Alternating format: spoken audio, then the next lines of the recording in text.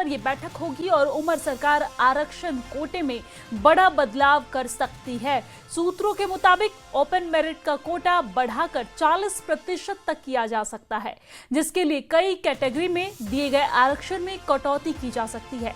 Cabinet बैठक का main agenda आरक्षण ही है और माना जा रहा है कि कल ही आरक्षण पर सरकार कैबिनेट की बैठक में बड़ा फैसला ले सकती है। तो आपको बता दें कि एनसी सांसद आगा रुहुल्ला पिछले साल भर से आरक्षण के मुद्दों को गर्म किए हुए हैं और इस मुद्दे पर सरकार और आगा रुहुल्ला के बीच गहरी खाई भी पैदा हो गई है और एक बड़े वर्ग के बीच ये संदेश जा रहा है कि आरक्षण पर सरकार को विचार करना चाहिए, जिसके बाद अब सरकार फैसले के मूड में दिखाई दे रही है। और इसी को लेकर बस थोड़ी ही देर में सीएम आवास पर यह बैठक शुरू होगी। जम्मू में सीएम आवास पर यह बैठक होगी जिसमें तमाम कैबिनेट के मंत्री मौजूद रहेंगे और आपको बता दें कि इसमें बड़ा फैसला उमर सरकार ले सकती है। आज का ये दिन प्रदेश में आरक्षण के लिहाज से बेहद महत्वपूर्ण, क्योंकि हमने देखा था कि पिछले एक बैठक के दौरान और मीडिया से बातचीत करते हुए आगा रुहुल्ला ने उमर अब्दुल्ला सरकार को एक अल्टीमेटम भी दे दिया था और एक बोल दिया था कि अगर इस पर सरकार फैसला नहीं करती है तो एक बार फिर वो छात्रों के साथ बैठकर धरना प्रदर्शन करेंगे। और अब इसके बाद उमर अब्दुल्ला सरकार एक्शन मोड में नजर आ रही है। आरक्षण के मुद्दों पर जिस तरीके से आगा रुहुल्ला के साथ उमर सरकार के संबंध खराब हुए, इसका असर भी हमने देखा कि चुनाव में देखने को मिला। और इसके बाद धीरे धीरे अब लग रहा है कि उमर सरकार को यह समझ आ गई है कि प्रदेश में जो मुद्दा है, जो मामला है, वो गर्माता जा रहा है और कहीं ना कहीं ये जनता के बीच और उमर सरकार के बीच गहरी खाई ना पैदा कर दे। इसको लेकर अब उमर सरकार एक्शन मोड में नजर आ रही है और जम्मू में सीएम आवास पर यह बैठक होने ही वाली है थोड़ी देर में। तो उमर सरकार आरक्षण कोटे में बड़ा बदलाव कर सकती है इस बैठक के जरिए। और आपको बता दें कि सूत्रों के मुताबिक ओपन मेरिट का कोटा बढ़ाकर 40% तक किया जा सकता है।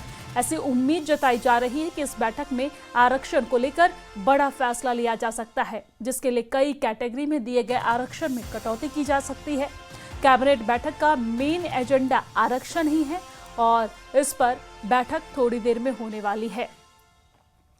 माना यह जा रहा है कि कल ही आरक्षण पर सरकार कैबिनेट की बैठक में बड़ा फैसला ले सकती है।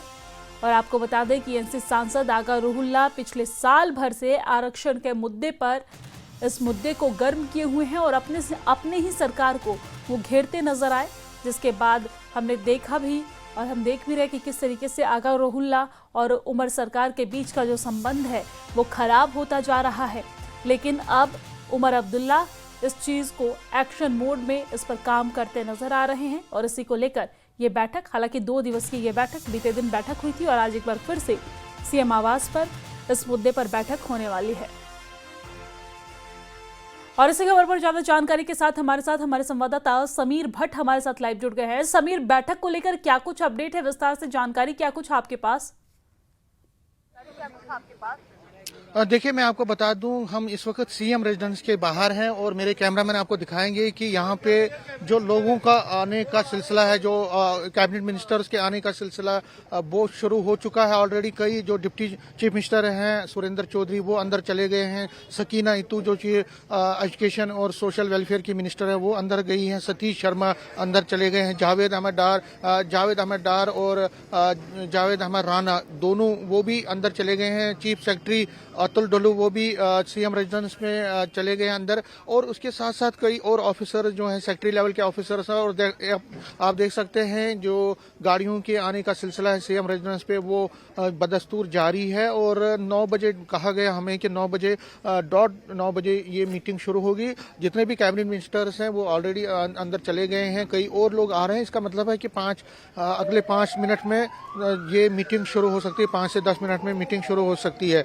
एजेंडा की जहां तक बात करें, देखिए ये पहले सिविल सेक्रेटरीट में ये मीटिंग होनी थी, लेकिन इसको मीटिंग को अब सीएम रेजिडेंस पे शिफ्ट किया गया। अब सीएम रेजिडेंस पे ये मीटिंग हो रही है।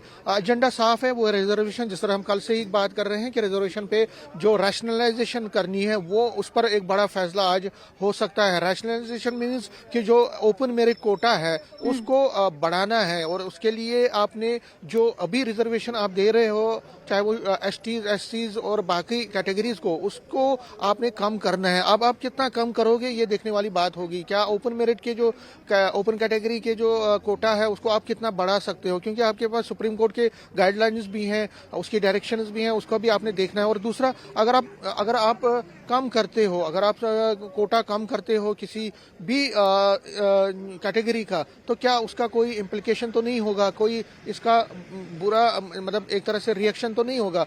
इसलिए उमर अब्दुल्ला जो भी फार्मूला आज तय करेगी, जो कैबिनेट आज फार्मूला तय करेगी, वो सभी सेक्शंस ऑफ सोसाइटी को इसका मतलब एक तरह से उनको एक्सेप्टेबल होना चाहिए। एक ये नहीं हो सकता है कि अगर आपने एक कम्युनिटी को ज्यादा कोटा में रखा या उनका कोटा ज्यादा कर दिया तो रिजर्वेशन का जो इम्पैक्ट है, जो नेगेटिव इम्पैक्ट है, वो दूसरी कम्युनिटी को भी हो सकता है। तो इसलिए जो भी बात करनी है, जो भी आपने चीजें करनी है, वो आपने एक बड़े ही तरीके से और बड़े ही सोफिस्टिकेटेड तरीके से करना है, ताकि सभी कम्युनिटीज जो जितने भी तबके हैं यहाँ पे, चाहे वो ओपन कैटेगरी के तबके हैं या शेड्यूल कास्ट, शेड्यूल ट्राइब हैं, गुज्जर्स हैं, पहाड़ीज हैं, जिनको रिजर्वेशन का फायदा मिल रहा है, तो उन सभी को इसका उनको हर्ट नहीं होना चाहिए। और विदाउट किसी को नुकसान पहुंचाए हुए आपको एक ऐसा फार्मूला लाना है जो कि सभी को इमिकेबल हो, जो सभी को एक्सेप्टेबल हो, सभी को उसका फायदा मिले। क्योंकि अगर आप देखें तो पिछले एक साल की राजनीति इसी रिजर्वेशन के इशू पे ही घूमती रही। स्टेटहुड का इशू तो घूमता रहा, लेकिन रिजर्वेशन के इशू पे भी लगातार आपने देखा सईद अगरउल्ला ने किस तरह से सीएम रेजिडेंस के सामने ही प्रोटेस्ट किया कश्मीर वैली में और वहां श्रीनगर में, और वहां पे पीडीपी के नेता भी उसमें शामिल हुए। तो उसके बाद अगरउल्ला और नेशनल कॉन्फ्रेंस के बीच जो रिश्ता था वो बहुत खराब हो गया, खासकर सीएम और अगरउल्ला के बीच। और अगरउल्ला ने बडगाम की सीट पर भी जो है कैंपेनिंग नहीं की। तो कहीं ना कहीं एक बड़ा मुद्दा है, बड़ा इशू है। सबकी नजरें आज के इसी कैबिनेट मीटिंग पर रहने वाली हैं, क्योंकि इसी कैबिनेट मीटिंग से पता चलेगा कि आखिर जो रिजर्वेशन है उस पर क्या आगे सरकार करने जा रही है। उसके साथ साथ कई और इश्यूज भी हैं।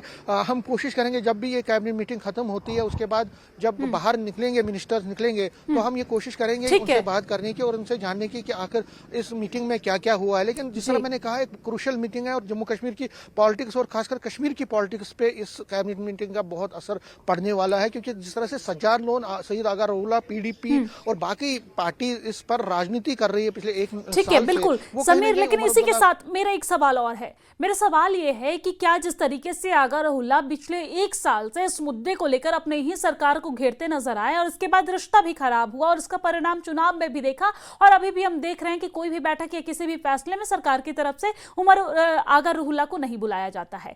लेकिन क्या अगर उमर सरकार आरक्षण में बड़ा बदलाव करती है तो इसके बाद अगरउल्ला और उमर सरकार के रिश्तों के बीच में सुधार आएगा? देखने वाली बात होगी। दिलचस्प सवाल है, बहुत ही अच्छा सवाल आपने पूछा। लेकिन जो राजनीतिक पंडित ये कह रहे हैं कि सईद अगरउल्ला यहीं रुकने वाले नहीं है।